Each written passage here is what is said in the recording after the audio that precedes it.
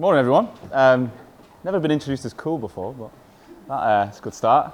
All right, so I'm holding that upside down. All right, what I wanted to do. So, Hoxo Group, as mentioned by James, is a business I started a few years ago, and I'm going to tell you a little story. I'm a big fan of stories. I think for you to really understand me, I think it's important that you understand my journey to getting where I am today, and how relevant that might be to some people in this room as well. So, the agenda, I'm going to talk about a little bit about me. I'm then going to tell you about, we're going to work out what is a personal brand, because I reckon some people in this room will know and others won't. I want to give you some practical examples and tips on how to actually start constructing a personal brand and why it will actually make a difference to you as recruiters. How to define your target audience, because there's absolutely no point in having a brand if you don't know who the brand's designed to talk to. Some content ideas. We're going to get you thinking about how you're going to start producing content. That word content shit scares most recruiters, but it's actually not that difficult. And I've got some pretty cool tools and technologies that are free that you guys could use from tomorrow back in your recruitment companies without anyone knowing, and hopefully start making some more money and impressing some people as well. So, I look pretty cool on that one, don't I? That is my favourite. Right, so that's me, Sean Anderson. So my story is I'm originally from Manchester. You can probably tell I'm not from London, but I live down here now. I was a school teacher after university, so I was a PE teacher in Sheffield for 3 years. That's where my hair went grey. I then moved to Australia with a few mates, went travelling when I was 24, so about 10, 11 years ago. And basically I got to Australia. I knew my qualification in teaching in the UK wasn't valid, so I turned up knowing I had to do something different. And I had the shittest jobs you've ever seen. One day I was buttering toast for a day, which was great. I was ripping up carpets in an airport in Melbourne. And then another day I was working as a barista, and I was shit at making coffee. I was awful. That's much better at the back. But one of my mates landed in Australia and got a job in recruitment really, really quick. And I was like, what's recruit? I didn't know what it was. And basically, he got a decent salary and a possible 4-year visa in Australia by passing probation. I was like, that sounds good. Like, I was thinking about picking fruit on a farm. We're working with James at the back. And so I basically blagged my way into Randstad, who are the second biggest recruitment company in the world, in Melbourne. I did a couple of years, so I did about 18 months in Australia where I was pretty good. I started to do a lot of contract deals, so I used to do contract recruitment into the Victorian government, which is the state government in Melbourne.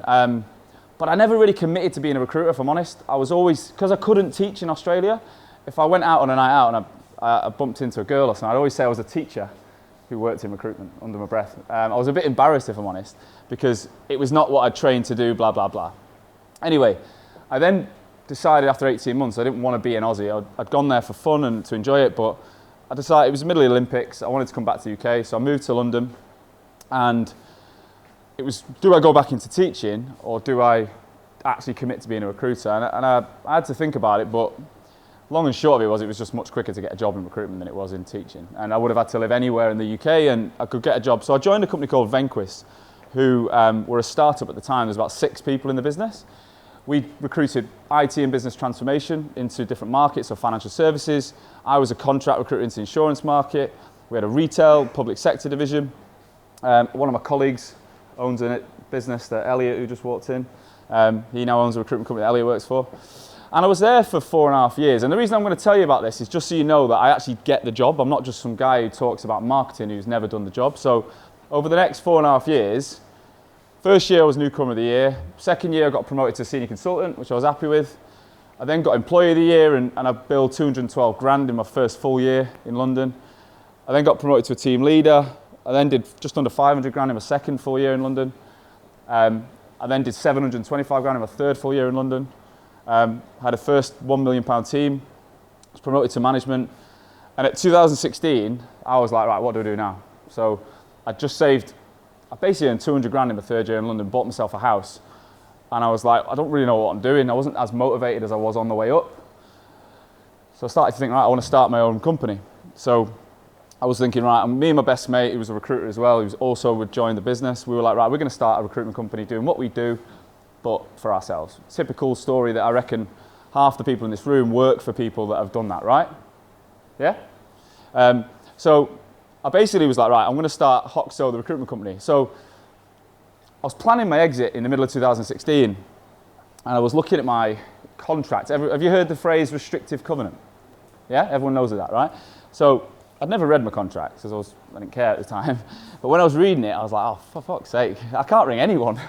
And I had a really tight market in the Lloyd's of London insurance market, so everyone knew everyone. And I mean, I had a massive contract book. I knew everyone. I was like, 6 months of not ringing anyone I know, that's going to be quite tricky. So I started thinking, right, what could I do to be different? How can I stand out? And I'll be honest, I didn't want to just sit there cold calling people that I didn't know. I was like, that's what you're supposed to do. And other people in the room will tell you today to do that. But I was like, look, I've not really rang candidates for about a year. I had enough money in the bank that I didn't really need to do a deal with new clients. I was like, what if I spent 6 months doing something different, trying to kind of generate interest? So the name for our agency was Hoxo. That's what we came up with, right? Tattooed on my wrist. That's recent now. And the reason I came up with that name was, everyone asked, where'd the name come from? It sounds really cool and Shoreditch and hip. Well, my old company, Venquist, was a made-up word. So when you actually go into Google, there's no other word, right? So you go straight to the top. It's one word, it's quite short, it's quite sharp. So I wanted a made-up word that was one word. We came up with Noxo, N-O-X-O, which I was so happy about, bought all the domains, and then my brother Googled it, and in the Urban Dictionary, a Noxo is a homosexual mammal. So we decided against Noxo. And then, fuck knows why we came up with Hoxo, but we did. So that was the name of our agency. And then I wanted to be different. As I said, I had this idea, and does anyone recognise that guy? Yeah. Gary V. So back in mid-2016, he was really starting to hit YouTube in the UK. And I started watching a lot of Gary's stuff. It's all about entrepreneurship. It's all about, you know, doing your own thing. Don't work for other people if you're not happy, and blah, blah, blah, blah, blah. But I started watching this. Now, this is a recent one, 2009. But I looked at that. 171,000 views on a 10-minute video. 171,000. Now, at the time, I think he was getting about 50,000 views, right? But still, I was like, how long would it take me to ring that many people? I'd be doing it till I was dead. But he's doing a 10-minute video to record, got 171,000 views. So I had this idea that what if in my restrictive covenant period, I would produce content every day about my market, talking about the stuff that I already knew, that I used to bang on about in the office or in meetings, and just chat and effectively not talk to anyone in my market directly. I wasn't ringing anyone, but effectively speaking to everyone in my market, so that when I came out of covenant period, they'd all know what I've been up to. Hoxo would be a name everyone was familiar with, and it'd be a piece of piss to win business again. That was my idea. It's pretty good, wasn't it? But what actually happened was, I'd never made a piece of content in my life, so I didn't actually know, I had no idea how I was going to do it. I'd never used a camera, and now we've got one, which is great. But I had a mate in Manchester who was working in marketing. He was working for a tech company, and he was doing loads of stuff around paid social, so doing Facebook advertising, Instagram advertising. And when I talked to him about my idea, he was like, this is wicked. And we started doing some research, and I just thought, well, what if I looked at other recruitment companies in the UK at least and see, is anyone doing this kind of stuff? Can I learn? Could I borrow? Who am I going to compete with? And in the middle of 2016, there was nothing. So put your hand up if you've seen a video on LinkedIn by another recruiter before, holding it like that. Everyone's hands up. Back in 2016, never been done. You couldn't actually post a video natively on LinkedIn in 2016. You had to use a YouTube clip, right? There was nothing. So I was like, that got my head racing, and I just felt like I was just turning 30. I was a top biller becoming an owner. I was like, there's got to be more people out there like me that I could, this idea they would buy. So I had this crazy idea over a few beers, which is always the way, that I would create a marketing agency and build it to help other recruiters like me grow their brands, right? So that was the idea. And then I started thinking about marketing and sales. Like, put your hand up if there's someone in your agency that works in marketing. So 50% of the room, which is quite reflective. On average, recruitment consultancies have 50 recruiters to one marketeer at the very, very best possible ratio. So I know 300-man recruitment companies with no marketing team, right? So when they do, if you've got one marketeer in an agency of 50 recruiters, that's a tough job to get around everyone and to connect the two divisions. I always felt like when I was in recruitment, the marketing team would produce a spreadsheet at the end of the month. And it'd be like, here you go, Sean, there's a load of names. And I'd be like, great, I'm busy, like, clear off. And if they asked me to write a blog, I'd be on the phone and I'd be hiding, and I just didn't get it. But I felt like if we can get this right, if we can create a brand and a project and a solution that actually helps marketing drive sales and connect the two teams, then that would make recruitment a much better and much more interesting role. So we started Hoxo Media. So that's my business partner on the right, Amma, and the guy on the left, Mark. He helped us start the business. He was the guy in marketing in Manchester. And we're in a coffee shop in Crystal Palace. I didn't even own a laptop. That is an iPad. I thought I could start a business with a fucking iPad. I got rid of it pretty quick, right? But that was, what was that? February the 1st, 2017. So the day after I quit my job, had a few beers that night, and then came in, we started the business. We launched to the market in March with this vision that we could connect marketing and sales teams globally. And quite frankly, when I said it, even my business partners didn't get it. They were just like, the recruiter was like, what are you talking about? Like, give him a few months, we're going back to recruitment. The other guy was like buzzing, but he had no idea about recruitment. So it was quite a funny start. But I had this vision anyway. And quite frankly, I'd never worked in marketing. So I'd never done a day in a marketing agency. I'd never worked in marketing internally. I had no reason to do this. Absolutely zero reason to do this. I had no contacts or data, so I didn't know anyone in recruitment other than the guys like Malvin, who you work for, that worked with me and had moved to another agency. I didn't have any contacts. I had like 2,000 LinkedIn contacts in insurance, 0 in recruitment. So I was like, I could produce all this content, but no one's going to know about it because they're not going to see it. But I began investing in my brand and content every day. James, can you click that link, the orange one? And you might have to then go back. So this was the first video I made when I launched If It Works. It is a shocker. Wow. Life-changing that. That is so bad. But that was the first... Oh. Once is enough, James.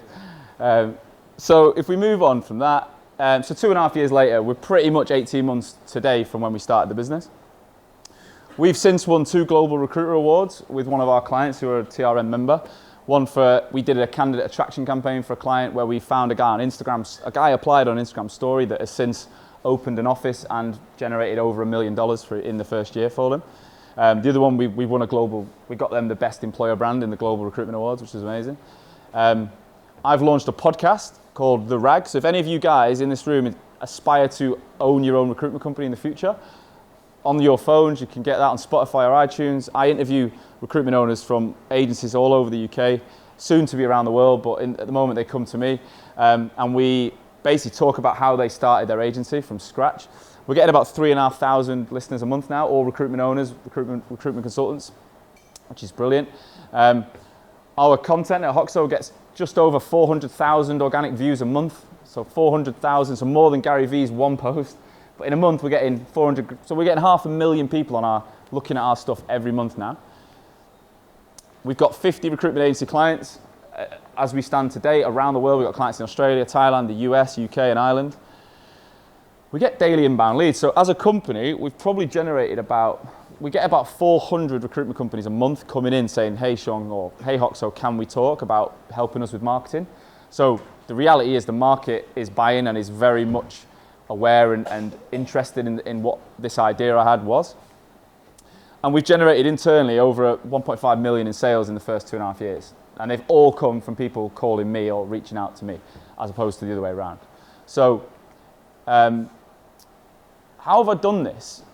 And honestly, a lot of the skills I've taken are from my recruitment days. So your ability to build a brand with clients and candidates is an unbelievable training ground to do anything you want. But for me, it was that ability to speak to people and hold my own in conversations with senior people or candidates, influence, all these things that really, as soon as I understood I could translate my opinions, my personality online, is when it all started to actually happen. So it's not rocket science, it's not something that any of you can't do. It's just being able to take what you do offline and start to put it online. So, enough about me. So what is a personal brand? What is a personal brand? So that's the first task of the day, right? You've got a few minutes, so 5 minutes in your groups. If you've got a pen and paper, great. I just want you to write down and talk between yourselves. what is your definition of a personal brand? Is it something you've ever thought about? If so, thrash it out, you've got 5 minutes. All right, guys, let's stop it there. Let's round that up. God, I feel like I'm a teacher again now, that's great. Just get my P kit on. All right, so I spoke to a few people around the room, so let's do, similar to James before, let's take a few tables and get some, so let's start in the middle. Can someone tell me their definition of what is a personal brand? We said like online presence, yep. your personality, you're able to deliver the goods. So online presence, personality, deliver the goods. I like it. What I would say, it's not just about being online, but I like, the personality bit was big. Anyone from this table, what have we got? Your reputation with your candidates and clients. Reputation, wicked. Some people say a brand is what people say about you when you're not in the room. Your reputation is basically that, isn't it? I like that. This table? Like your modern day business card. Like, Modern day business card. you used to like give out a business card to people and that's when they'd fax you or like write you a letter before you were up. And your personal brand's like a modern day 3D version. Wow. Maybe you should have like a stamp with your name on it, just smack people when you walk. What about this table? Which is like the unique selling point, you know, like what makes you stand out. I love that. Unique is the word that I liked about that one. Awesome. So no one in this room, no two people in this room are the same. Don't care how similar you are. Someone at the back said it's about, 3 things: professional, knowledgeable, and having integrity is what I would want people to remember me by, which is brilliant. Like, they're really good words, but everyone in this room would probably want that. So it's not good enough to just be knowledgeable and professional.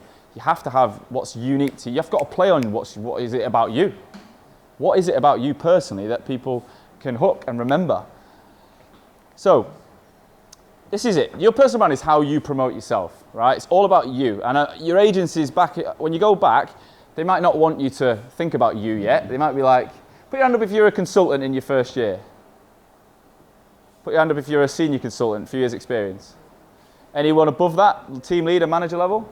Wicked. So depending on your levels, your agencies might want you to just crack on the phone in the corner. But I would say, even if you start in from day one today, you've got to start thinking about you. This is something I was doing from day one, right? And it is unique. So it is a combination of your skills, experience, and personality that you want the world to see and remember when they think of you. All right? So let's start now thinking about your personal brand. I genuinely want you to leave today by walking out going, I think I know what I want my recruitment candidates, clients, market, even your internal colleagues. I know what they want to think of me and I know what parts of my personality I'm gonna talk about. So let's begin offline. So as I said a second ago, online is really important, but actually that's phase 2. Phase 1 is what you're doing today. So recruiters everywhere build strong personal brands through their daily behaviors, yeah? The main 2 ways I built my offline personal brand was through phone calls. I didn't do video calls back in 2015, 16, but now I do 90% of all my interaction with new clients on video. And then face-to-face meetings. So this is now, put a hand up if you're expected to speak to more than 10 people a day in your job. I reckon that's pretty little, right? Really low. So let's say you're at 20 or 15 or 100 people a day. You've got that many opportunities every single day to practice what we're going to talk about and to start thinking about leaving every single one of them with, even if they're not right for the job or they tell you to piss off, you want them to remember you by the words that you come up with today. Because if you stick to that now, in 3-4 years, that is going to be massive for you personally, offline and online. I remember when I came to London, and I was in this startup agency, and there's about 6 people around me, all with more experience than me. I landed, and I had a bit of knowledge of recruitment, but I didn't know the market. I had no idea. So I had to basically just talk about what I did know, which was me. And I basically picked up the phone, and everyone quite clearly, I'm a Manc, I'm not from London, so that I would talk about it. People would say, oh, where are you from? I'd tell them stories. I'd always tell them I'd just landed, come back from Australia. I was there for 2 years with my mates. And I would just naturally chat about myself. And there was no plan to it. There was no fear. I didn't come into every call going, I'm saying you guys should start thinking about. I just naturally spoke about myself. And most of the people in my office would take the piss. So we'd go for a drink on a Friday and they'd be like, oh, here he is from Australia. And they literally just wind me up all the time. They thought I was big-headed. They thought I was up my own arse. I was all about me. when it wasn't that. I just felt like I was actually quite nervous on the phone, and my natural thing would get confident by speaking about myself. Now, again, when you're speaking to candidates and clients, how often have you either done it yourself or you've witnessed someone in the office basically get on the phone and just scream the fuck out of someone for 40 minutes? Like, just ask question after question after question and type as they're doing it. Is that familiar? Yeah?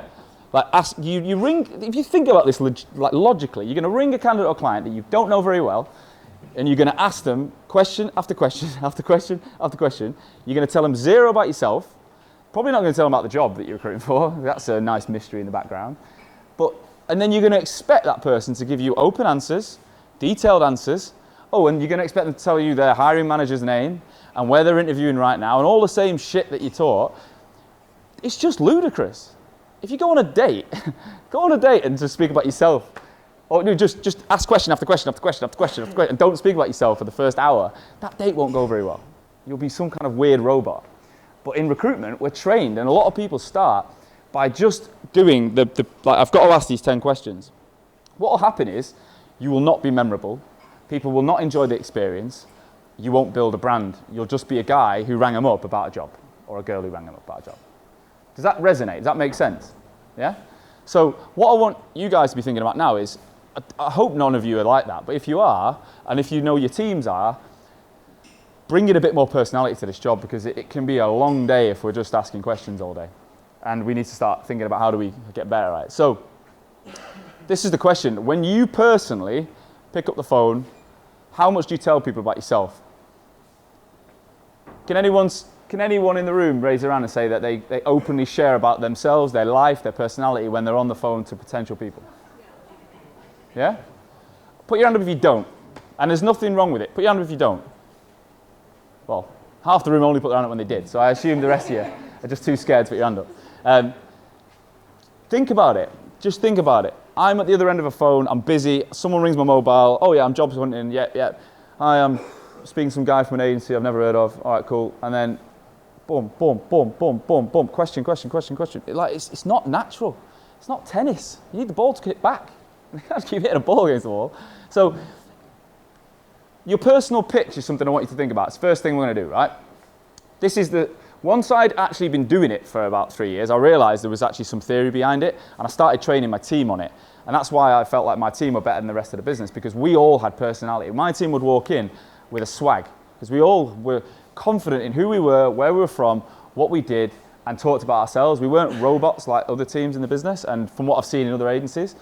And your personal pitch is all about building your personal brand from the ground up. And actually, it doesn't matter how old you are, doesn't matter, you've all got a story where you're uniquely from a certain place, you've got your own background, you live in certain areas, you have different interests and hobbies, and you've got plans and goals. Does anyone think they would be comfortable talking about these things on a phone call to a potential candidate or client? Yeah? Doesn't have to be in an order. Like, hi, I'm Sean, I'm from Manchester. That'd be a bit weird, but getting it into the conversation, because the second you talk about yourself and you share about yourself, they'll share back. That's when they start telling you about their kids and their wives and their dogs and their holidays, and that is when you go beyond being that random recruiter that rang about a job. You start to become someone they care about and think about. So, have you ever heard of the guy Simon Sinek? Yeah? Start with why. People do not buy what you do, they buy why you do it. So when you're thinking about your personal pitch, you have to think, why the fuck am I doing this job? Why? Recruitment is a hard job. I always say to people, I used to interview people all day to work for me, and I'd say, look, this is hard. There's plenty of easier ways to get 35 grand a year. Plenty of easier ways. But if you want to push beyond that and work hard, then this is an unbelievable career. It changed my life, it'll change hopefully all of your lives. But you've got to have a why, you've got to have a reason. You don't just do recruitment because you wanted to. No one grew up wanting to be a recruiter. Did anyone in this room want to be a recruiter when they're a kid? No. Right? So no one has ever wanted to be a recruiter when they grew up. So you've got to think, why are you doing the job? Right, so this was actually the pitch that I wrote down when I was probably about mid-2014. It was just scribbles on a paper, but that was how I started thinking about it. So I used to say, look, I used to sit down in front of clients, and I'd usually, at the end of a meeting or end of a candidate meeting or on the phone, I'd always go, look, before we go, I want to tell you a bit about me. I always just say it. I'll tell you a bit about me, right? So I'd say, look, I used to work in teaching. This is where I'm from, you can tell. So I'm relatively new to London. I'd let them know that. I'd say I travelled the world. I lived in Australia for a couple of years. And the reason I tell them that is I used to say, look, I've met and I've worked with people of all ages. So I've actually had like primary school kids in rooms, and I've worked with people in airports, and I've done loads of stuff. I've got life experience that I think has helped me with my communication and support, and I care about helping people. So if you're with a candidate, letting them know that I've got a background where I've genuinely cared about helping people instantly makes them feel, I felt used to make them feel more comfortable. Everyone's got a story about their teacher. Everyone feels like they can connect to that. I'm now settled in London. This is a big one I always talk about. What you don't realise is the amount of recruiters that ring your candidates and clients once and then disappear and probably leave the industry. They don't actually build relationships with many people because so many come in and go, or they just don't ring them again. Whereas I used to say, I'm settled in London and I'm genuinely 100% dedicated to being the best recruiter I can be and growing my career based on the fact that I wanted to buy a property. So I used to tell everyone, I'm trying to buy a house. I sit there and be like, look, I'm from a background where we didn't have a lot of money. Like I've never thought I could buy, and now I'm in a position where I could buy, in this job I could buy a house. So I'm 100% dedicated, and the way I'm going to do it is I'm not going to go anywhere. I'm going to be here for the long run. Well, 5 years, but it's long enough. But I used to tell candidates and clients, I'm sticking around. So I'm going to ring you again in 6 months. I'm probably going to ring you again in 3 months. And you can ring me back. And I used to let them know that this was a relationship I was trying to build, not there's one job and you could be right for it. Yeah? And then finally, I would talk about my personal mission. And I genuinely cared about connecting the right talent. So I used to say, look, the business and myself, we're aligned. The reason I love working for this agency is that we're aligned. We both want to be the best at connecting the right talent. And I used to say, think business first, recruitment second. I used to want to help my clients like achieve stuff and my candidates achieve stuff. So if you think your candidates are trying to achieve something in their life, if I tell them my personal mission to buy a house, they're probably going to tell me theirs. Like, what are they trying to do? Why do they want this job? Why does the client need to hire? These are stories and reasons that make the whole process much more valuable and much more interesting than just vacancy, 5, 6 qualifications, get in. So that was mine. Did I say it on every call exactly like that? No. But did I wingle my way into talking about these topics in every meeting? Pretty much. Every phone call. I'd end it with, just before you go, let me tell you a little bit about me. And then I got my team to do it. And then we all used to have a bit of fun and take the piss out of each other, but it worked. And our whole team were flying. And the reason was we all had personality. We all cared about our brand. We all bought into the group mission, and we all had our individual missions. One of my girls I hired was a single mum. She was 26 when I hired her. She'd been an estate agent, and she was looking after a son on her own. In 12 months, she was earning 100 grand a year with me. And her life completely changed. But she used to tell everyone on that phone, everyone she met, that she was doing it for her son. And people connect with that. Like, genuinely, people connect with that. Another guy I had was an ex-professional golfer who failed. He failed, right? He was on the PJ Tour, junior PJ Tour, when he was 19. He failed. And he used to say that this was his chance, that he could make something of himself. And because he failed once, he was not going to fail again. Now, totally different stories, but when communicated with passion directly to a candidate or client, it actually resonated really well. So, I want you to start thinking about your personal pitch now, and I'm going to give you at least 5 minutes for this. You can share it with each other, but just take a few minutes to reflect and think, right, what are the individual things about you that make you you, that you probably already do mention on the odd call, but I've never really thought about, I imagine. And take that time. It doesn't have to be war and peace, just document a few bullet points, all right? Give yourself 5 minutes for this. All right. I'm going to skip this one because I imagine, well, I hope you've done a bit of this, but what I would like you to do is think about how you then communicate your personal pitch. If we get a chance later on today, if we get through everything else, I know there's a lot of slides, we'll come back to that. Is anyone confident enough? In fact, I'm going to ask you because I loved what you just said. So I got chatting to this guy, and instantly he said something that was part of his personal pitch that he says he tells everyone. And I was like, oh my God, that is the best example I could have found today. You've just saved my day. Right, so come on, tell us just overview of what you told me. So, you don't have to stand up. So, I had a conversation, and I just said that when I pick up the phone and try and engage with my candidates, in order for me to come across I suppose I wouldn't aim it at trying to be integral. I'd say it's me trying to be natural and having a conversation. But where I work in a candidate-led market, I have to be seen to be trustworthy. And I think something that helps that is my background, as I mentioned. Years ago, for my sins, I used to work for the police. That wasn't the right option for me after a few years, and I decided that I wanted to move on. Naturally, like probably a lot of people in there, I fell into recruitment. But I think for me, it's just something that's warmer, not necessarily the job role, but something that gives people an idea that actually I am a human being. I love that. Did everyone hear that? So he said he was a policeman before, right? So firstly, you're not going to lie to him and try and cross him, are you? But also, you're going to feel a sense of comfort that this guy's telling me the truth. He's a copper. Unless you watch too much Top Boy or Power or something. But the reality is, if you tell me you're a policeman in a previous life, one, you've got a bit more life experience. I'm quite he's got something to talk about. And two, there's a sense of calmness and leadership and authority from your background that hopefully translates in how you transact in the future. That is a great example. I love that. Anyone else got anything they'd be comfortable to share? Even if it's just a bit of their past or something they share about themselves. Anyone? I know there's so many of you wanting to say something, you're just scared of doing it. All right, we'll move on. So, the first thing you guys said before was about your online presence. So, hopefully that's given you an example of thinking about what is your brand. Like, how do you want to be remembered? I want to be remembered for the fact that I'm confident, I'm trustworthy, I'm knowledgeable. I want people to know I'm an ex-copper. I want people to know that I've moved.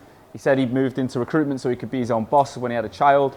Those stories and reasons are things that I would expect you to really play on and push when you're dealing with people. But now it's like, how do we start to take it online? And this is the stuff that I can give you genuine advice and examples because I've done it.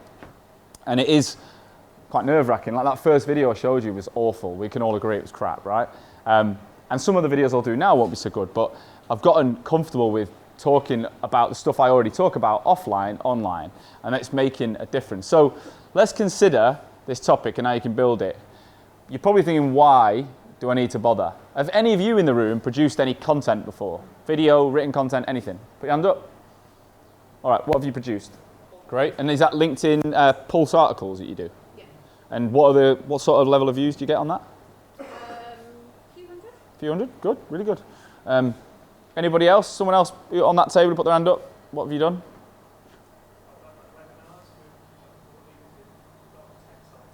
In what market's that?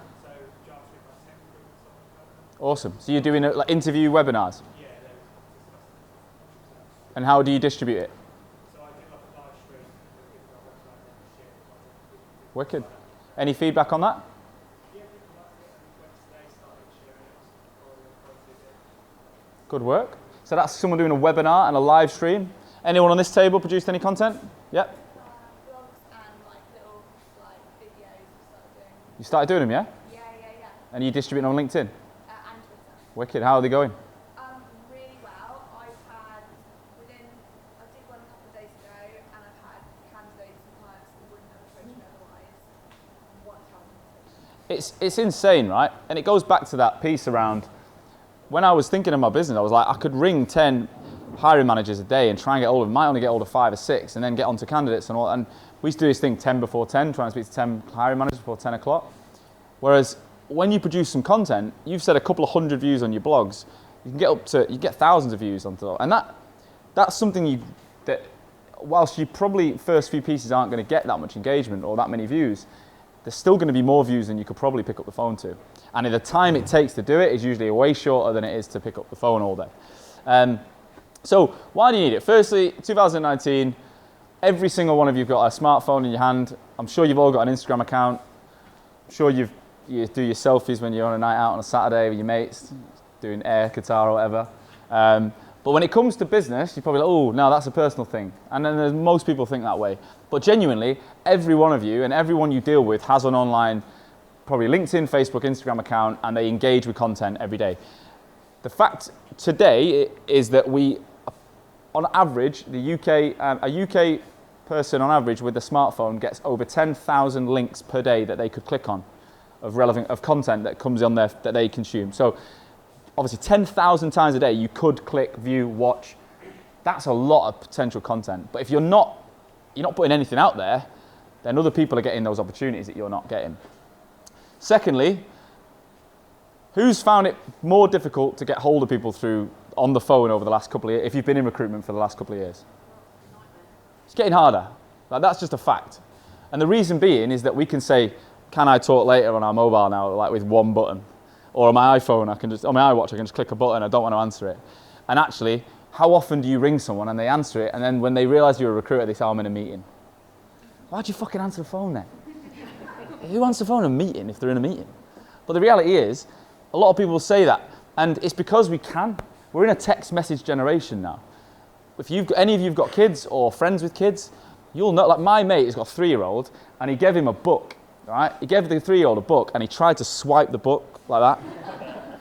That's fucked up, in my opinion.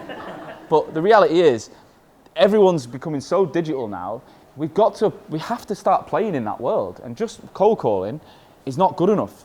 Whilst you should still I never say don't do it. My whole business is built on driving more phone calls, but there's ways to get to the phone. We're not trying to stop the phone call, we're trying to get there better. And finally, we have more ways to reach people online in a faster, more efficient way. Can you do that for me? Yeah. So I want to send you a quick link to a post I did this week about my podcast.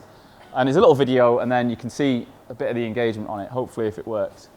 100 people coming to me to say, I want to be on your podcast. Whereas if I sat there and just tried to ring every recruitment owner and try and get people on the podcast, it would have took like so long. So when producing content and thinking about content, views are real people. I remember when I first started the business, when I was in recruitment, my last year, I was a manager, right? And I took the manager's job because I wanted to start a company, and I thought I want to train and learn on their money. Sounds a bit selfish, but I was like, I'm going to lose a lot of revenue. I'm not going to get the commission I was on. But if I'm going to start an agency and I want to grow it, then I need to manage and learn how to manage. So I took that job. Now, what happened was, after 3 months, I had a contract book that I'd been building for 4 years. And just by default, my contractors personally were starting to finish like mad. So whilst we were doing 10 to 15 deals a month in my team, we were losing 10 to 15 contractors a month. So the first time in 3 years, my book just wasn't growing, and I had like 6 recruiters banging the phone every day, and we weren't growing. But in that time, I'd started training with a personal trainer. Tuesdays and Thursdays, 12 to 1 o'clock, I used to go to the gym. No, 1:30 till 2:30, I used to go to the gym over the road, and I used to go to a person. I felt like, look, I'm a manager now. I'm not as active on the phone. I'm getting a bit fat. I want to go to the gym. So I did that for the 3 months whilst my contract book wasn't growing, and my bosses identified, classic recruitment owners, they identified that the fact that I was going to the gym was the reason my contract book wasn't growing. And they pulled me in a room and they went mental at me and was like, your behaviour's not changing, blah, blah, blah, blah, blah, blah. Anyway, that stuck with me, and it really fucking pissed me off. And when I left, I was like, I'll never ever build a business like that. And then I went into a recruitment company in the first few months of my job, of starting Hoxo. And these guys, I won't name them, but they were like, look, we've got a 12-man agency, we want to get to 30 in a year, we were going to grow aggressively. I was like, this sounds cool. Like, they wanted all this branding and content. I was like, this sounds great.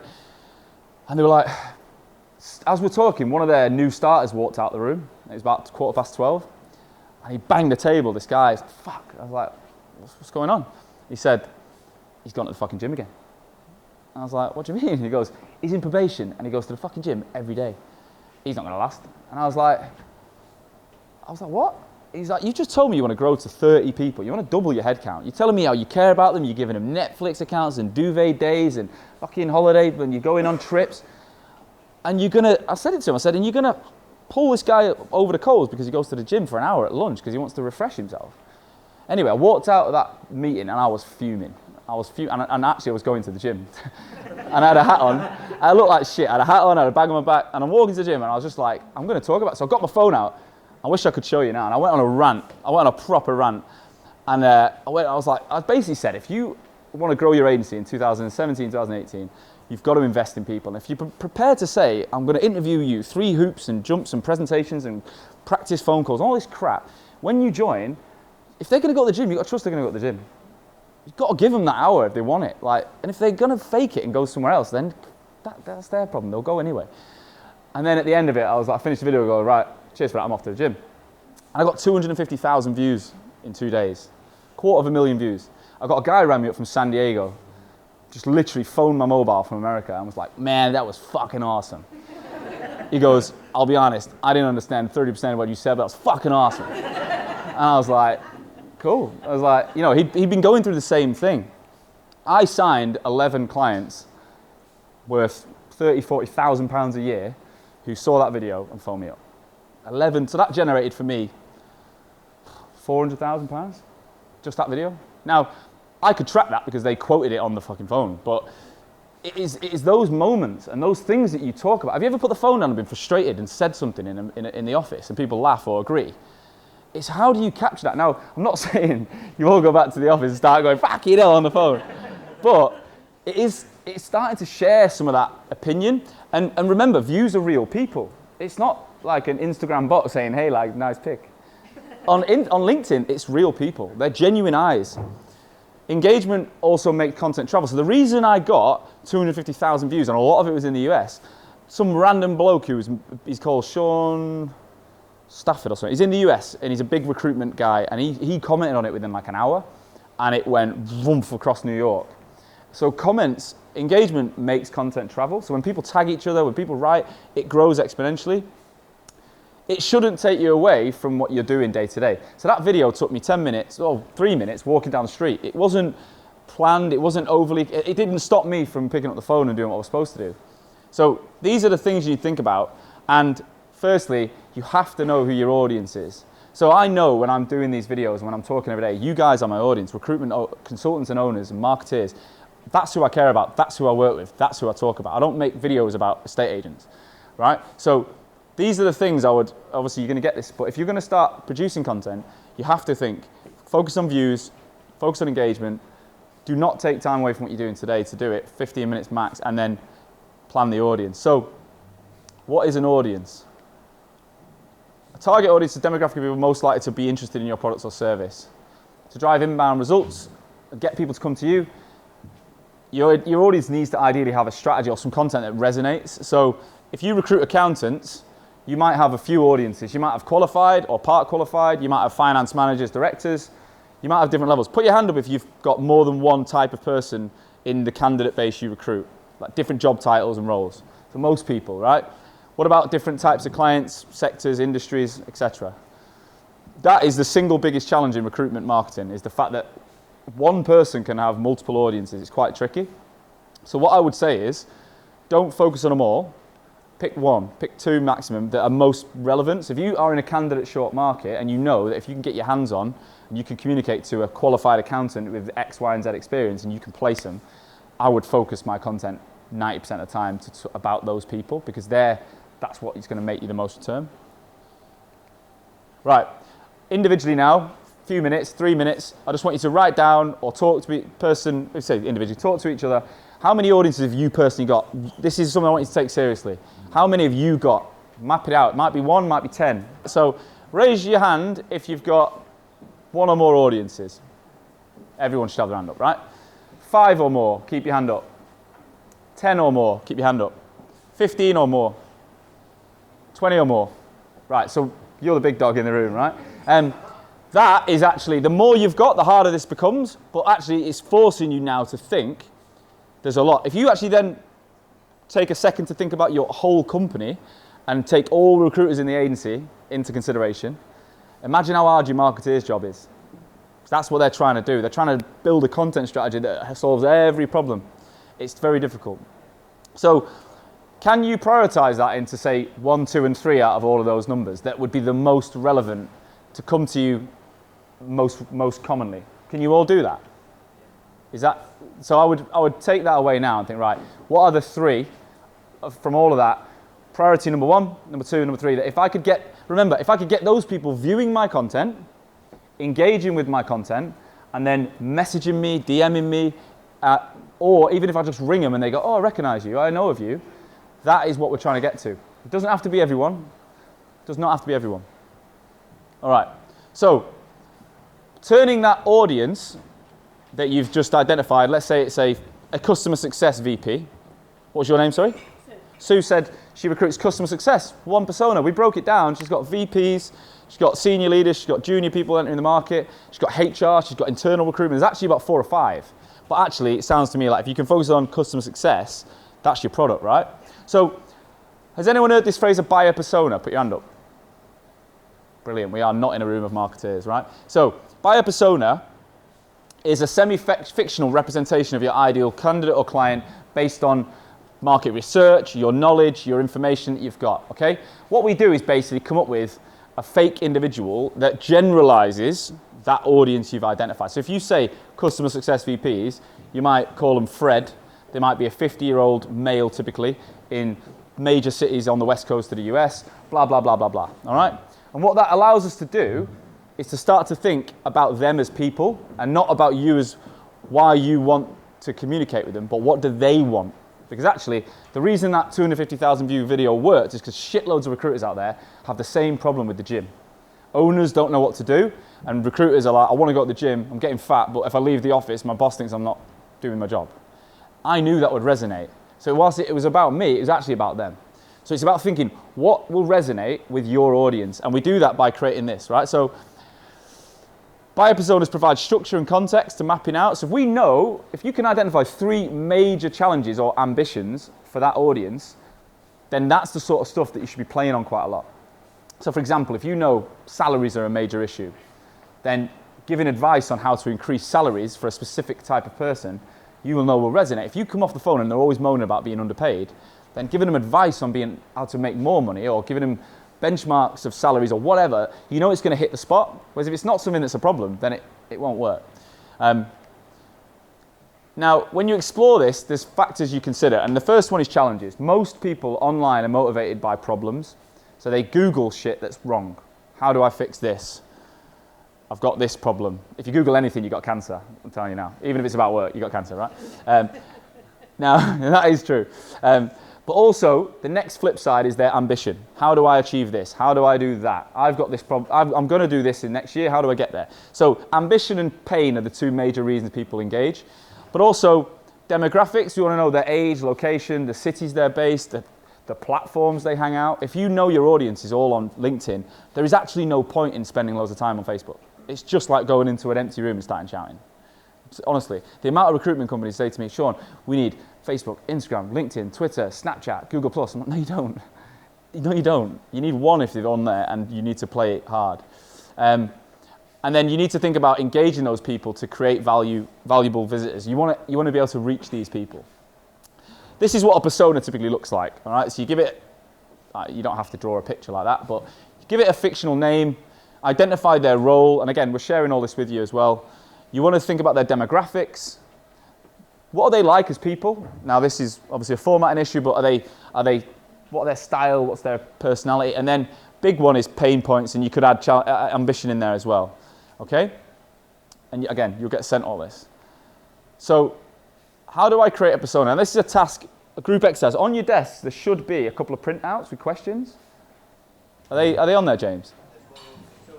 2 on each table, right? So, if you share them around, I want you now to spend the next, we are going to keep this pretty brief, so the next 4 or 5 minutes, and I want you to think about, forget your audiences in the market, the one thing we've all got in common in this room is we're recruitment consultants by trade. So the persona we're going to create is a recruiter, yeah? You're going to give it a name, Robbie the recruiter is always one that comes to my head, all right? And then you're going to answer the following questions on that sheet. I'm going to put them on the screen. In groups, just chat among yourselves. Start thinking about what it is a recruiter has in common, and if we were going to generalize a recruiter, how would we do it? And the questions, so in groups, you're going to start by, give it a name, and you're going to answer these questions. What is their role? How are they measured? Blah, blah, blah. What is the company like? What are their goals? What are their objectives? Where do they hang out? What's their personal background? How do they like to be communicated with? All right? So spend the next couple of minutes in your groups, to be honest, chatting through it, going through the slides, the sheets on your desk. So look, I'm not expecting you to finish that. I want you to just get thinking and get talking. What I'd like you to do is after today, spend a bit of time, schedule some time, 15 minutes, 20 minutes, to take those questions, and we'll send you those questions, and I'll send you a little link to an online version of it where you can do it all online. You just answer questions as they pop up, and actually think about those 3 audiences and do one for each one. So I'm going to send you a link in a minute. At the end of this session, you can snap that as well. where you can make your persona online. But if you can do that for the 3 audiences, that is the start of what it's all about. So now that you've worked out your 3 priority people that you want to talk to online, the next thing is considering what you're going to do that's going to reach them, right? So value first content is what I subscribe to, yeah? I don't think many of us, based on the fact you've not heard of Hoxo, most of you probably aren't connected with me. Hopefully after this session, let's connect to after this, and you'll see that you will not see very much of me selling what we do, because I don't believe that online necessarily people want to be sold to. I think if you offer services and advice and value first, then it will lead to that eventually. Or not, but at least you'll build a digital relationship. But value is the first way in which I would address, right? Content is designed to capture the attention and pull the audience in like a magnet. So like I said, that video that didn't play, basically I was like, look, I talked about the podcast, I talked about what I'm trying to achieve, I put that out there, and in the first 4 hours, I got 3,000 views, I think I got 55 comments, I got over 100 DMs of people like you or the other owners saying, Sean, you want to interview this guy, you want to interview that guy, you want to interview this guy. So reality is I've got 100 recruitment owners then in a list who want to talk to me about my podcast. It's business development, really. Do you know what I mean? Because all of them potential clients for me. But they come inbound, and it pulled in like a magnet. So content should be about what you know, not what you do. Everyone you're going to deal with, 99.9% of people will understand what you do. They already know recruiters, they've already experienced recruiters. Unless you've got some weird and wonderful model where you're like, we don't use CVs and we do this and we're on site or we're off site or whatever, majority of recruitment agencies have a very similar service. So they're not going to be bewildered by you saying we specialize in sales and we've got this bespoke, unique service. Unfortunately, saying we meet all of our candidates and all our clients, I know you mentioned that before, it's all been spoken, like these things are all being said. So what you do is not necessarily going to engage them. What you know is, so you said it before, Sue, you said you give out tips, you give out advice. If you can think about the information you have in your head when you're doing your job, and some of you might be new and think, I don't know a lot yet, and a lot of you might are a bit more experienced, you don't even realize what you know. But as soon as you realize what problems those people have, you then think, what do I know about those problems that I could help? So for example, if salaries are a challenge, you probably have knowledge of the 5 top paying clients in that market, in that location. Whether you give out the exact names or not, you can start giving advice around, there's certain people paying X, Y, and Z, and these are the things they look for. As opposed to saying, come and work with me, I'll get you a job there. You're basically saying that in an inadvertent way.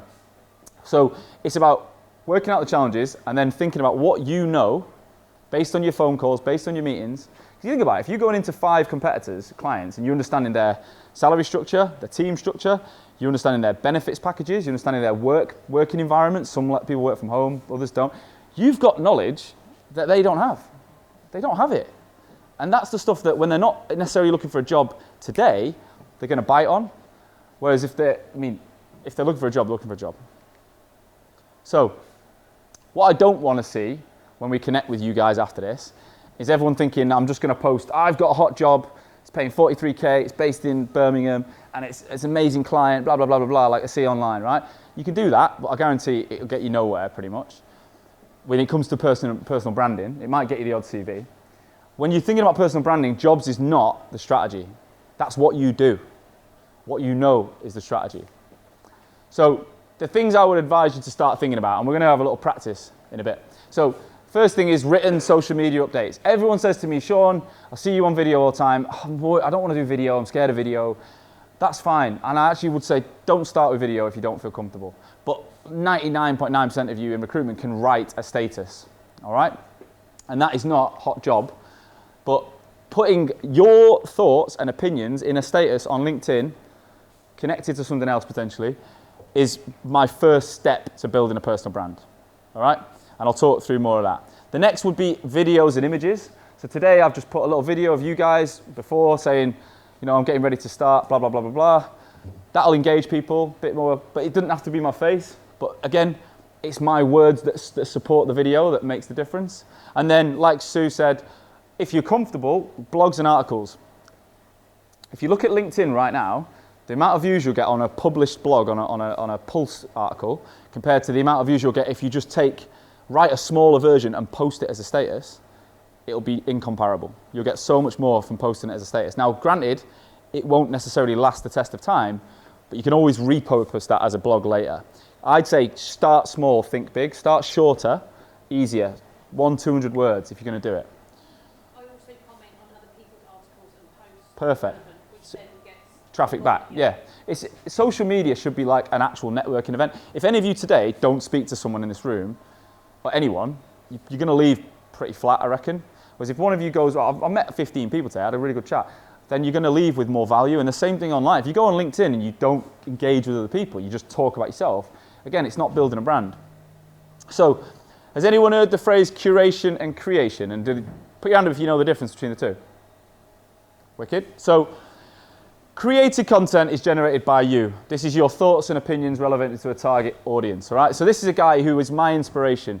Alongside Gary Vee, he's called Stephen Bartlett. He owns an agency called Social Trade in Manchester. Now, that is insane engagement. 86 comments, 625. Now, he will use a statistic, 48%, and then he will write underneath it his opinions. And he does this day in, day out. The guy is so knowledgeable, and he's driving mad engagement. That is created content. Even if you're using someone else's ideas, it's the opinion that you create. Curation is simply posting an article that someone else did. Personally, I steer clear of that. Now, you can see no engagement. The fact is, that will go, whoever actually engages will go to Denise, not Lucy.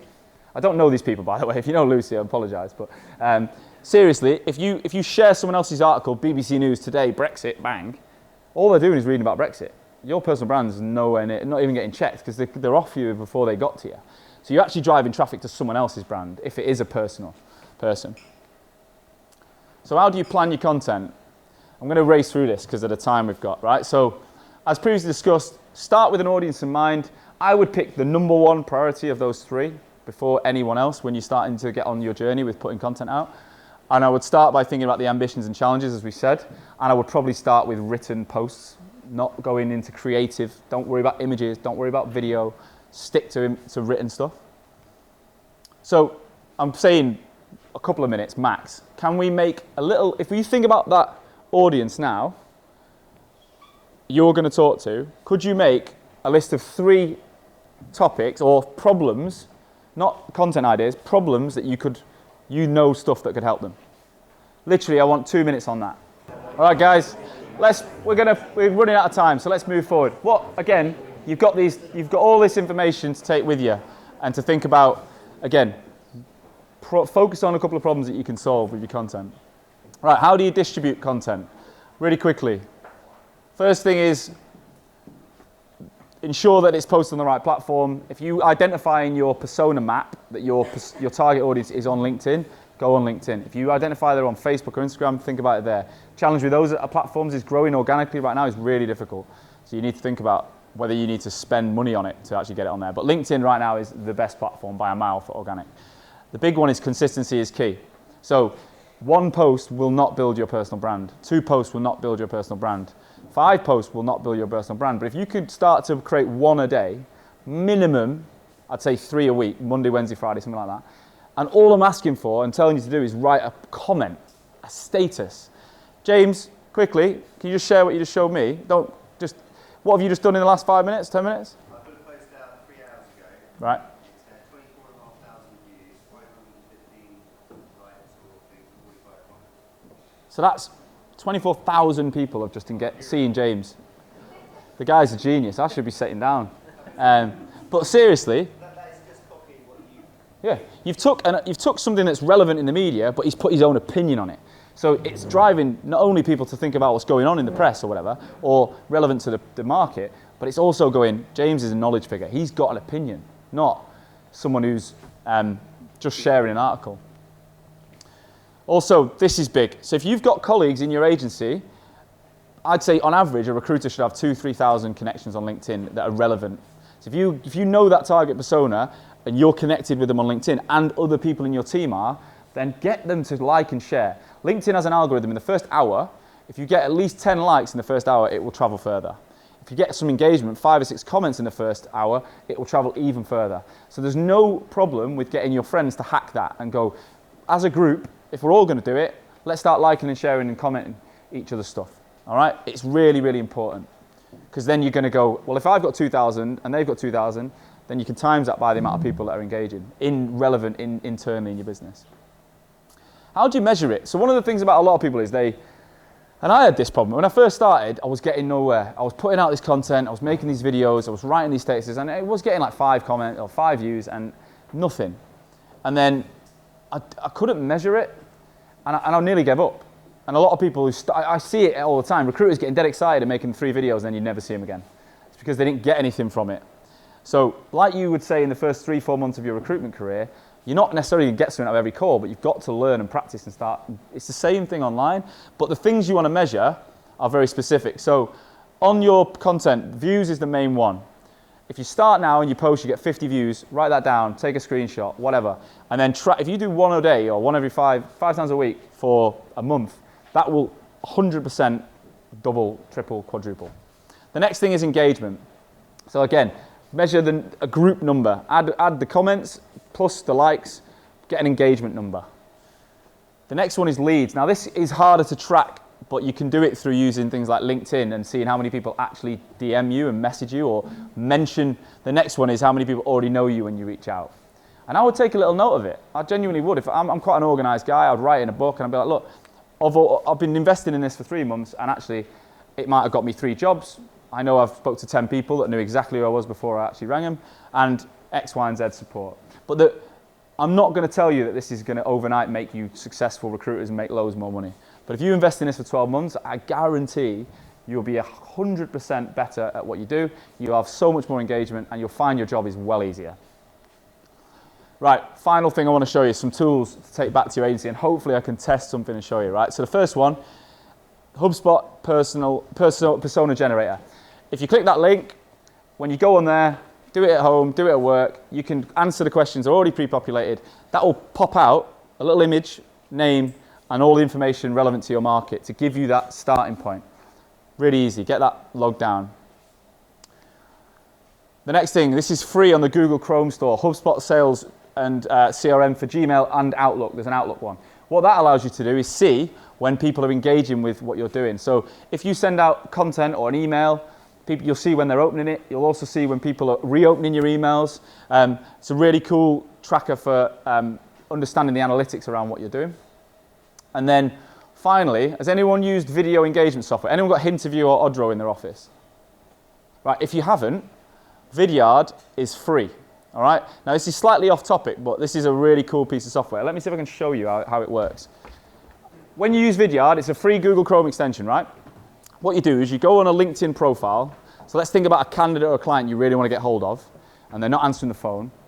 You go on the LinkedIn profile, you click the widget, and it pops up a recording functionality. You can do it on your phone or your laptop, and then you can record a video, 30 seconds to a minute, in real time, where you get the opportunity to tell them something. So you can say, look, I've not been able to get hold of you, this is what I wanted to share with you. You can link it to content. You can also just pitch yourself. You can talk about candidates, talk about jobs, whatever. And then you can paste it to them as a LinkedIn message. And it pops up as a video thumbnail. Well, I saw that the other day. Is that on my phone? Yeah. But you literally, we get 85% responses to them at the moment when we send them out. So if you're trying to get hold of candidates, you're trying to get hold of clients, they're not answering the phone, get on Vidyard, do it yourself, and then tell the rest of your business. And start using it, and I promise you that'll make a massive difference. You can also record content on it, so you could record yourself chatting about something else and post it as a status on LinkedIn. There's so much you can do with it, but it's free. The best bit about it, costs you nothing.